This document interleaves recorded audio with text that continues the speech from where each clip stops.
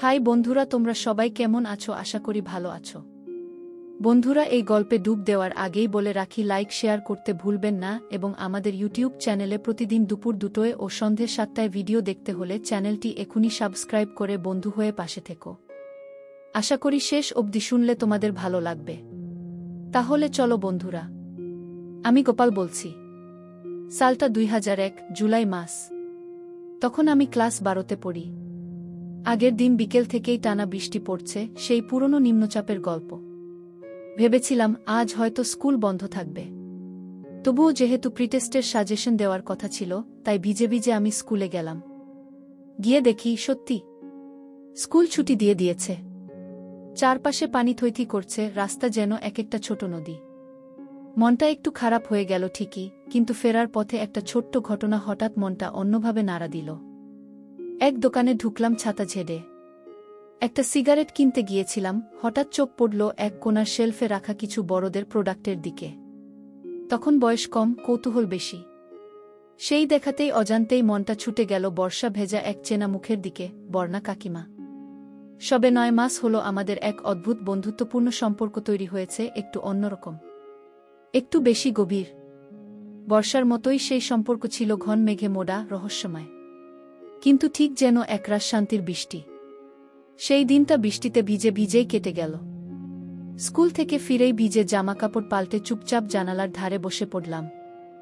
বর্ষার দিনে জানালার পাশে বসলে একরকমের ঘোর এসে যায়, আলসেমি আর স্মৃতির এক অদ্ভুত মিশ্রণ। ঠিক সেই সময় ফোনটা বাজল। তখন তো স্মার্টফোন ছিল না, আমাদের বাড়িতে একটা ল্যান্ডলাইন ছিল। ফোনটা তুলতেই ওদিক থেকে ভেসে এলো এক মিষ্টি কণ্ঠস্বর। হ্যালো গোপাল, আজ স্কুলে গিয়েছিলে? আমি বুঝেই গেলাম কে, বর্ণা কাকিমা। আমি বললাম, হ্যাঁ কাকিমা, কিন্তু গিয়ে দেখি স্কুল ছুটি গু। ও বল, তাই নাকি? আজ বৃষ্টি তো খুব পড়ছে। জানো, বিকেলে একা একা খুব একঘেয়ে লাগে। যদি সময় পাও তো একটু এসো, একটা বই দিয়েছিলে না তুমি, সেটা ফেরত দিতে হবে গু। আমি ফোনটা নামিয়ে রাখলাম, কিন্তু বুকের ভেতরটা কেমন ধুকপুক করতে লাগল। জানালার বাইরে তখনও বৃষ্টি পড়ছে, কিন্তু আমার মনে চলছিল আরেক ঝড়। বিকেল 4টা।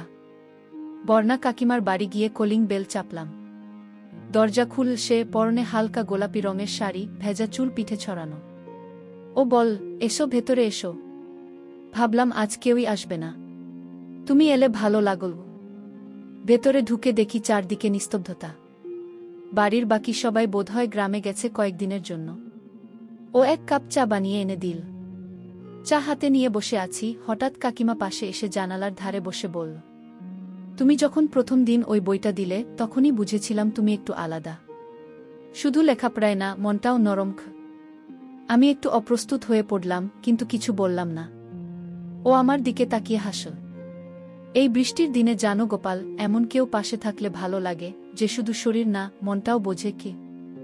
আমার বুকের ভেতর যেন আগুন জ্বলে উঠল। তবে সে আগুন ছিল শান্ত, নরম, ঠিক বর্ষার মাটির গন্ধের মতো।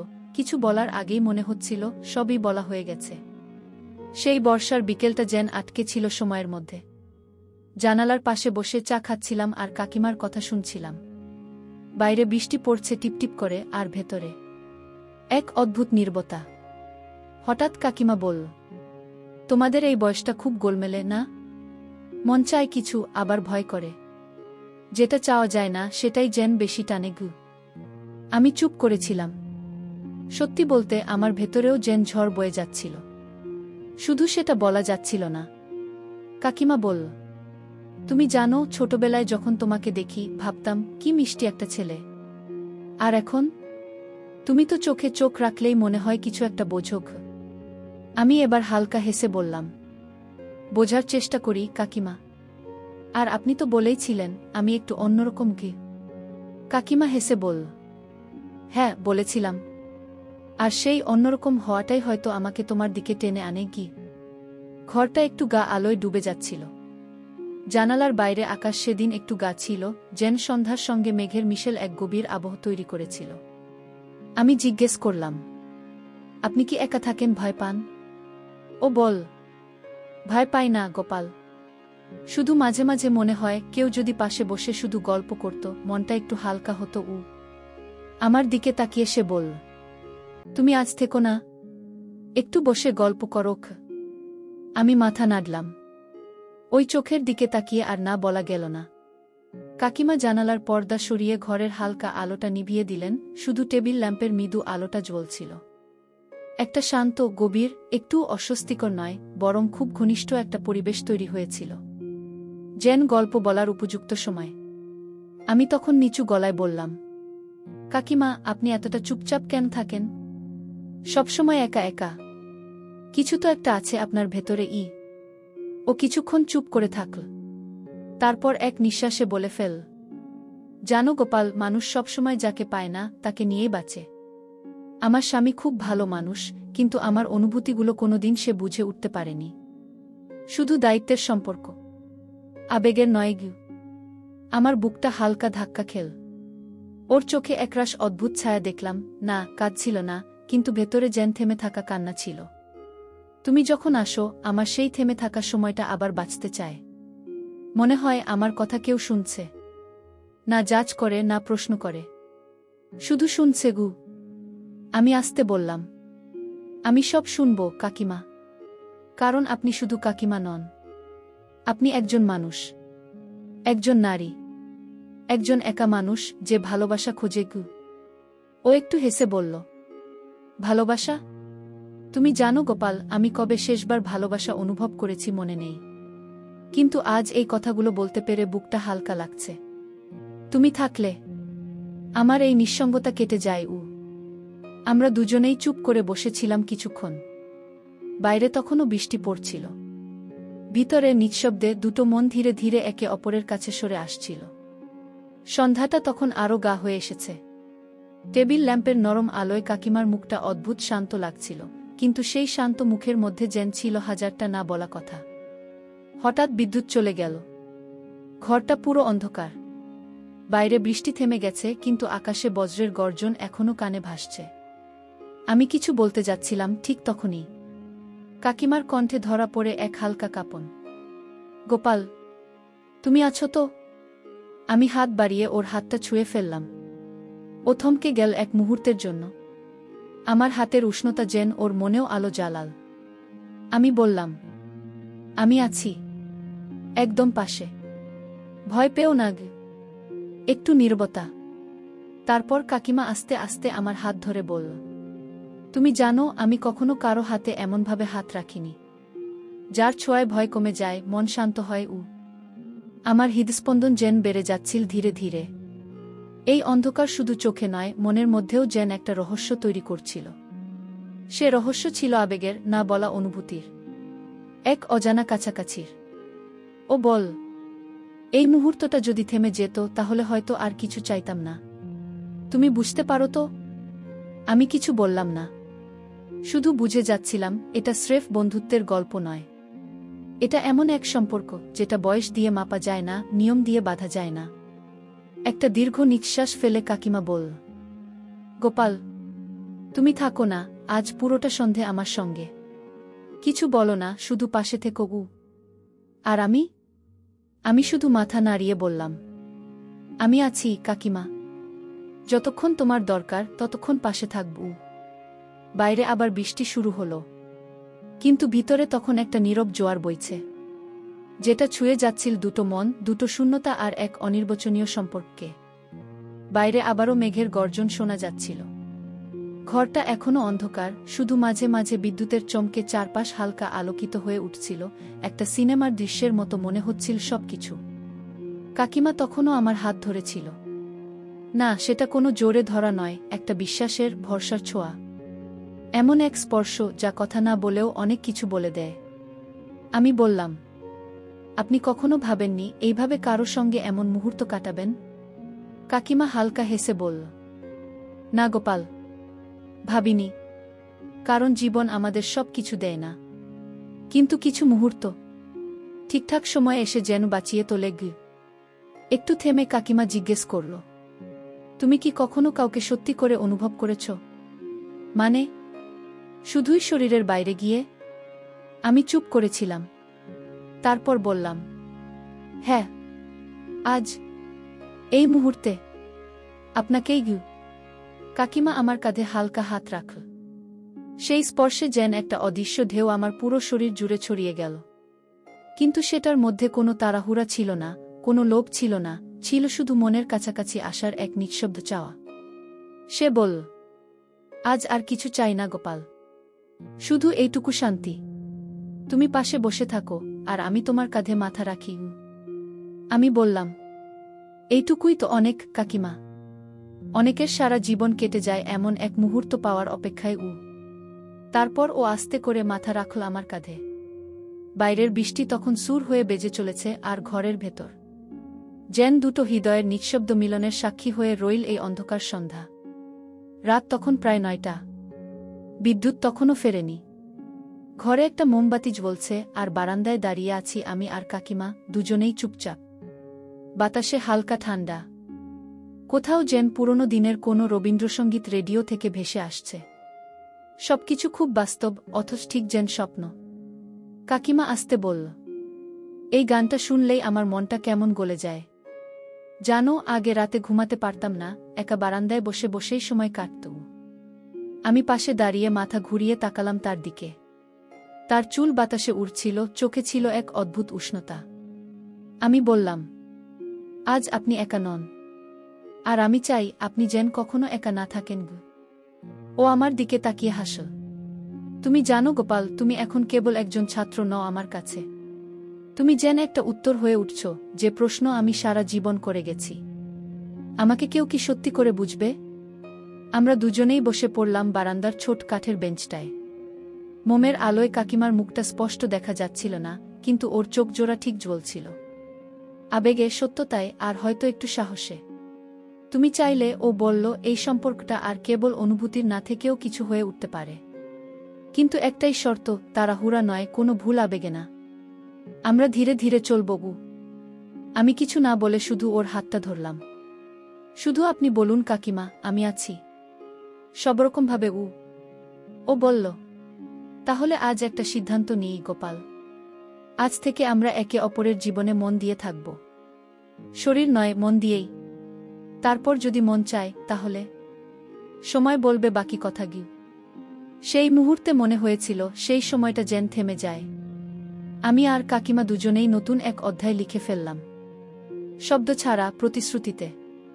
রাতটা কেমন কেটে গেল বুঝতেই পারিনি। মনে হচ্ছিল যেন সময় থেমে গিয়েছিল আমাদের জন্য। মোমবাতিটা মাঝরাতেই নিভে গিয়েছিল, কিন্তু আমাদের মধ্যে আলো ঠিকই ছিল, নিঃশব্দ অনুভবের আলো। ভোরের দিকে হালকা আলো জানালার ফাঁক দিয়ে ঘরে এসে পড়েছিল। আমি তখন সোফাতেই আধো ঘুমে। কাকিমা একটা হালকা চাদর আমার গায়ে টেনে দিয়েছিল নিজের হাতে। সেই স্পর্শে ঘুম ভাঙার আগেই যেন স্বপ্নের মতো কিছু একটা অনুভব করছিলাম। চোখ খুলে দেখি, ও রান্নাঘর থেকে চায়ের কাপ হাতে আসছে। চুপচাপ আমার পাশে বসে বলল, ভোর হয়েছে গোপাল। কাল রাতটা শুধু তোমার জন্য এতটা শান্ত ছিল। বুঝতেই পারিনি কবে মন এমন করে খুলে গিয়েছে। চা হাতে নিয়ে আমি হেসে বললাম, ভোর যেমন আস্তে আসে, আপনি তেমনি ধীরে ধীরে আমার জীবন বদলে দিলেন। কাকিমা হেসে বলল, তুমি অনেক বড় কথা বলো গোপাল। আমি কখনো ভাবিনি কারো মুখে এমন কথা শুনব, তাও এমন একজনের যে আমার চেয়ে বয়সে ছোট, কিন্তু মনের দিক থেকে যেন অনেক বেশি পরিণত। আমি ওর দিকে তাকিয়ে বললাম, আমি শুধু বয়সে ছোট, অনুভবে নয়। আমি বুঝি আপনি কি চান, আর আমি তেমনি হয়ে থাকতে চাই যেমনটা আপনি চান, নিঃশর্তভাবে। ও চুপ করেছিল কিছুক্ষণ, তারপর ধীরে ধীরে চায়ের কাপটা রেখে আমার দিকে এগিয়ে এলো। তুমি জানো গোপাল, ও বলল, আজ অনেকদিন পর নিজেকে একেবারে নারী বলে মনে হচ্ছে। শুধু একজন কাকিমা বা গৃহবধূ নয়, একজন মানুষ যার মন আছে, অনুভব আছে, ভালোবাসা পাওয়ার ইচ্ছে আছে। আমি চুপ করে ওর হাতটা ধরলাম। সেই মুহূর্তটা আমাদের জীবনের একটা স্থির চিত্র হয়ে থাকবে। বাইরে ভোরের আলো পুরো ঘরে ঢুকে পড়েছে, আর ভিতরে আমাদের সম্পর্ক যেন এক নতুন আলোয় উদ্ভাসিত হয়ে উঠেছে। সেই ভোরের শান্ত মুহূর্ত পেরিয়ে কাকিমা আর আমি একসঙ্গে কাটালাম একটা আস্ত দিন। ঘড়ির কাঁটা যেন আমাদের মতোই ধীরে চলছিল। কাকিমা নিজে রান্না করছিলেন, আর আমি পাশে দাঁড়িয়ে একের পর এক প্রশ্ন করছিলাম, ওর ছোটবেলার গল্প, কলেজের দিন, কিভাবে বিয়ে হয়েছিল, কি কি স্বপ্ন পূরণ হয়নি। ও বল, আমি কোনোদিন কাউকে এতটা খুলে বলিনি গোপাল। তুমি শুধু শোনো না, বোঝো। এটা খুব বিরল। দুপুরে খাওয়ার পর আমরা বারান্দায় একটা তক্তপোষে বসেছিলাম। কাকিমা মাথা রাখে আমার কোলের উপর। আমি চুপ করে ওর চুলে হাত বোলাচ্ছিলাম। যেন একটা শান্ত নদীর ধারে বসে আছি, যেখানে শব্দ নেই, আছে শুধু অনুভবের ঢেউ। হঠাৎ কাকিমা বলল, গোপাল, যদি কেউ জানতে পারে আমাদের কথা, তখন কি হবে? আমি থমকে গেলাম। আপনি ভয় পাচ্ছেন? ও বল, ভয় নাই, শুধু ভাবছি এই সম্পর্কটা সমাজ কি গ্রহণ করবে। তুমি আমার থেকে 1-2 বছরের ছোট, আমি তোমার কাকিমা। তুমি ছাত্র, আমি গৃহবধূ। আমি একটু চুপ করে থাকলাম। তারপর ধীরে ধীরে বললাম, যারা বাইরের সম্পর্ক দেখে বিচার করে তারা কখনো মনের গভীরতা দেখে না কাকিমা। আমরা কোনো ভুল করছি না, আমরা শুধু ভালোবাসতে শিখেছি। ও আমার দিকে তাকিয়ে একটা দীর্ঘ নিঃশ্বাস ফেল। তুমি যে কথা বলো তাতে সাহস পাই, কিন্তু জানো এই সাহসটা কতদিন থাকবে জানি না। আমার বুকের ভেতরটা হালকা কেঁপে উঠল। আমি ওর মুখে হাত রাখলাম। সাহস না থাকলে আমি তোমার সাহস হব কাকিমা। যদি প্রয়োজন হয় পুরো দুনিয়ার সামনে দাঁড়িয়ে বলবো, এই নারী আমার হৃদয়ের সবচেয়ে আপন ঘু। ওর চোখে জল এসে গিয়েছিল, কিন্তু সে কিছুই বলল না, শুধু আরও একটু কাছে সরে এসে মাথা রাখল আমার বুকে। সেই মুহূর্তে মনে হয়েছিল যে প্রশ্ন উঠে এসেছে তার উত্তর সময় দেবে, কিন্তু আমরা একসাথে আছি, এটাই সবচেয়ে বড় সত্য। সেদিন সন্ধে আমি আর কাকিমা ছাদে হাঁটছিলাম। চারপাশে পাখির ডাক, আকাশে শেষরঙা আলো, আর আমরা যেন সময়ের শেষ প্রান্তে দাঁড়িয়ে এক কঠিন সিদ্ধান্তের মুখোমুখি। আমি জিজ্ঞেস করলাম, আপনি কি চান কাকিমা? সত্যি? কাকিমা থেমে গেল। হাওয়ায় ওর চুল উড়ছিল, চোখে ছিল এক ধরনের শান্ত সাহস। আমি তোমাকে চাই গোপাল, কিন্তু শুধু হৃদয়ে নয়, সম্মান নিয়ে, সাহস নিয়ে, সমাজের চোখে চোখ রেখে। কিন্তু সমাজ কি সেটা দেবে? আমি এক পা এগিয়ে গিয়ে ওর সামনে দাঁড়ালাম। দেবে কি না জানি না, কিন্তু আমরা যদি নিজেরা ভয় পাই তাহলে তো কেউই দেবে না। কাকিমা আমার দিকে তাকিয়ে বলল, তুমি কি প্রস্তুত? যদি একদিন এই সম্পর্ক জানাজানি হয়ে যায়, যদি তোমার ভবিষ্যৎ, ক্যারিয়ার, পরিবার সব প্রশ্ন তোলে? আমি ওর হাতটা শক্ত করে ধরে বললাম, ভবিষ্যৎ আমি গড়ে নেব, কিন্তু এমন একজনকে হারিয়ে গড়ে তোলা ভবিষ্যৎ অনেক বেশি ফাঁকা হবে জানো। সেই মুহূর্তে কাকিমা আমার বুকে মাথা রাখল, কোনো লুকোছাপা নয়, কোনো ভয় নয়। ছাদের সেই অন্ধকার কোণে যেন একটা সত্য দাঁড়িয়ে গেল। ভালোবাসা শুধু শরীরের নয়, সাহসেরও। সপ্তাহখানেক পর আমি কলেজে চলে যাচ্ছিলাম নতুন সেমিস্টারের জন্য।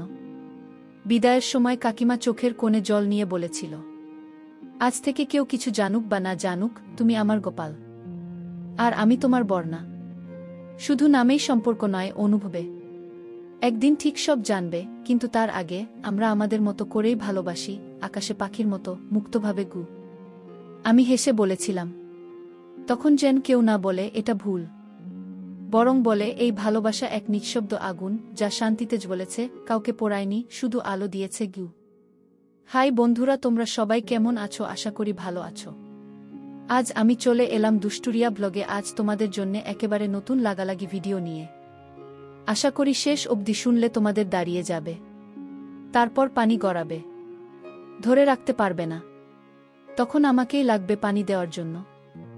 বন্ধুরা, আমাদের ইউটিউব চ্যানেলে প্রতিদিন দুপুর 2টায় ও রাত্রি 9টায় ভালো ভালো ভিডিও দেখতে হলে চ্যানেলটি এখনই সাবস্ক্রাইব করে বন্ধু হয়ে পাশে থাকুন। তাহলে চলো শুরু করা যাক।